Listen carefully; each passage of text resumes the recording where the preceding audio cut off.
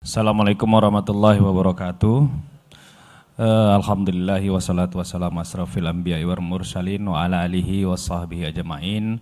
Puji syukur kita panjatkan kepada Allah Subhanahu wa taala yang mana telah memberikan kita kesempatan untuk dapat berkumpul. Salawat serta dan salam kita panjatkan kepada baginda besar Nabi Muhammad sallallahu alaihi wasallam. Bapak, Ibu, teman sejawat yang saya hormati, nama saya Dr. Donald Anjar, spesialis paru konsultan. Hari ini akan membawakan materi tentang pemeriksaan fisik, anamnesis, dan edukasi berhenti merokok ya, atau edukasi merokok. Mungkin kita mulai dari ini aja dulu, edukasi merokok, nggak apa-apa ya. Nanti kan pemeriksaan fisik sama anamnesis kalian. Apanya? Slide-nya coba. Ya, edukasi merokok atau berhenti merokok ya. Slide-nya.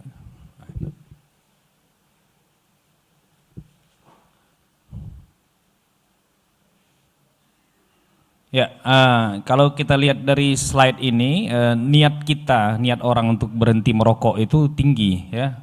Niatnya sampai 70%.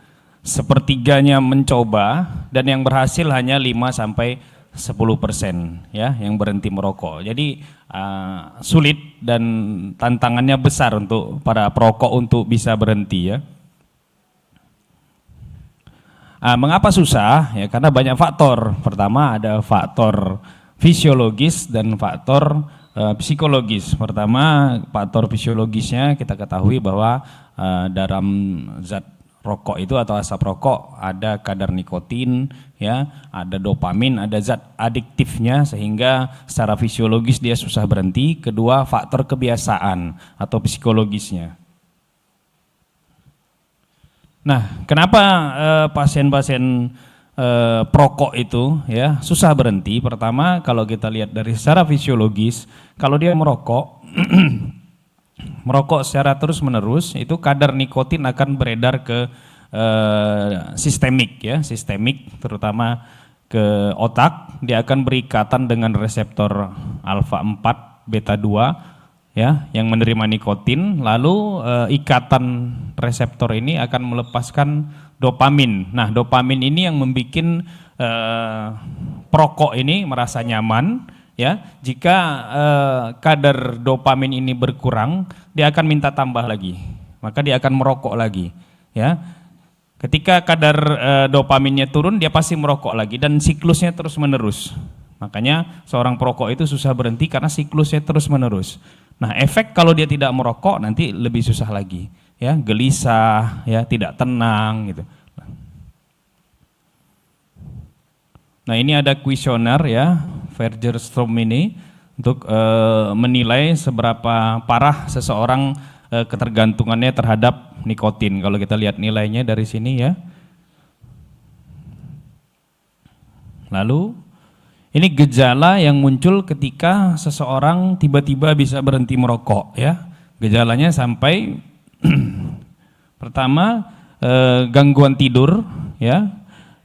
Meningkatnya nafsu makan, justru kalau dia berhenti merokok nafsu makannya meningkat ya, gelisah dan mudah tersinggung, frustasi atau mudah marah-marah. Ini ketika seseorang putus rokoknya. Jadi apa yang kita lakukan? Ada pendekatan, ada 5A atau 4T, tanya, nasihati, telaah ya, tolong dan nasihati, dan tindak lanjut. Ini strateginya.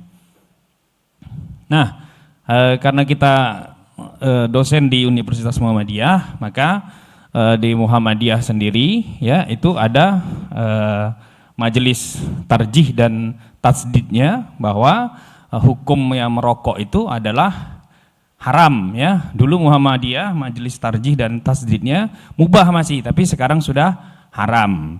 Tetapi kalau para perokok masih banyak alasannya untuk bisa merokok. Kalau dia orang Muhammadiyah masih juga banyak merokok. Alasannya apa? Ketika dia merokok, ya dia keluar dari Muhammadiyah, masuk NU dulu. Saya merokok dulu. Kenapa? Karena di NU, ya, boleh mubah masih. Muhammadiyah sudah mengharamkan. Jadi kalau orang Muhammadiyah mau merokok, keluar dari Muhammadiyah dulu, masuk NU baru boleh merokok.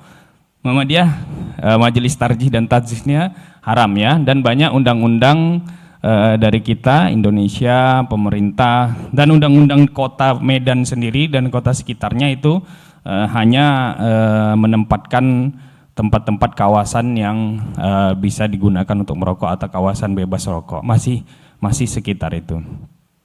Jadi tantangannya masih berat untuk edukasi pasien-pasien yang masih merokok. 4T ini apa konseling yang kita lakukan? Pertama kita tanyakan berapa lama pasien yang merokok, status merokoknya, adakah keluarga yang merokok.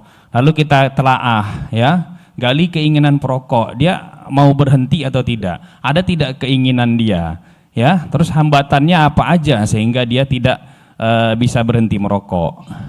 Lalu kita tolong dan menasehati ya. Kalau menasehati orang perokok itu ya sulit ya. Kenapa? Karena ada faktor fisiologisnya, faktor psikologisnya bisa kita nasihati, tapi fisiologisnya kadar nikotin atau dopamin di otaknya ya itu harus disediakan terus. Ya merokok lagi ya. Tindak lanjutnya apa? Berhasil atau gagal, evaluasi kendala, evaluasi motivasinya ya. Lalu di sini kita lanjut aja. Ini kalau kita manfaat berhenti merokok, ini juga bisa jadi edukasi bagi pasien-pasien kita ya, atau orang yang ingin berhenti merokok. Kalau kita berhenti merokok ya dalam 20 menit itu tekanan darah dan denyut jantung dan aliran darah tepi menjadi membaik. Tingkat karbon monoksida di dalam darah juga kembali normal ya. Nikotin tereliminasi dari sistem dan indera pengecapan dan penciumannya menjadi lebih baik. Lalu 2-12 minggu ketika kita berhenti merokok, sistem aliran darah membaik dan fungsi jantung dapat meningkat. 1-9 bulan kita berhenti merokok ya, nafas yang sering sesak atau pendek-pendek ya, itu batuk-batuk juga berkurang. 1 tahun kita berhenti merokok, resiko untuk terjadinya jantung koroner ya berkurangnya setengah dibandingkan dengan perokok. Kita ketahui bahwa perokok itu bukan hanya efek di respirasi aja, tapi ada efek sistemiknya ya ke bagian jantung. 10 tahun kita berhenti merokok ya, resiko kanker paru setengahnya dibandingkan dengan perokok. Tapi ini sudah terlambat ya, biasanya udah kena kanker paru dulu baru berhenti deh. Lalu resiko serangan jantung dan stroke turun ke tingkat yang sama dengan yang bukan perokok setelah 15 tahun berhenti merokok. Ya kalau 15 tahun berhenti merokok, merokoknya 20 tahun ya sama aja resikonya. Jadi metode berhenti merokoknya ada 2, farmakologik dan non farmakologik.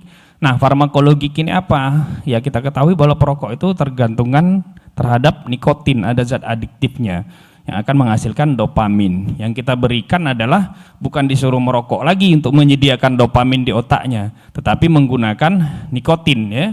Nikotinnya bisa berupa gummy, permen, atau bisa berupa yang ditempelkan di dada ya, ataupun berupa pel ya, pel juga bisa. Ada beberapa obat yang tersedia di pasaran seperti NRT yang kita tempel, bupropion, parenisiklin ya, itu ada di pasaran, di Medan juga ada ini tersedia.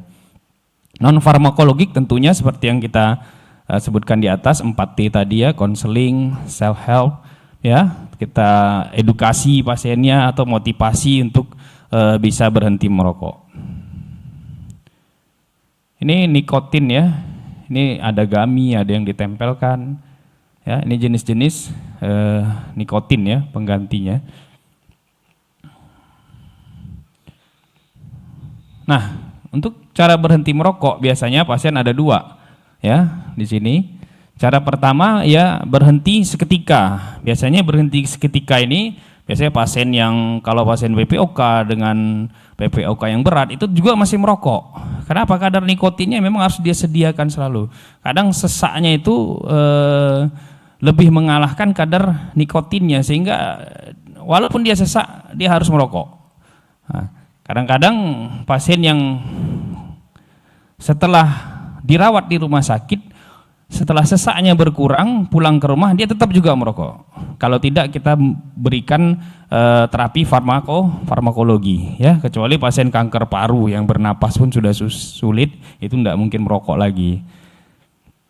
Cara kedua yaitu dengan cara penundaan. Ini strategi yang sering kita terapkan kepada pasien kita. Misal kebiasaan dia, ya, habit dia misal merokok setelah bangun tidur atau setelah sarapan, jam 7 kita tunda, suruh dia merokok jam 7 ditunda sampai jam 9, ya, hari pertama. Hari kedua suruh tunda lagi, Bapak jangan merokok jam 9, ditunda lagi sampai jam 10, ya. Sampai 24 jam sampai lakukan penundaan, dia sehari bisa sekali merokok. Lama-lama kadar nikotinnya juga turun, ya, kebiasaan juga dia hilang, akhirnya dia bisa berhenti merokok. Ya, itu aja untuk edukasi tentang merokok.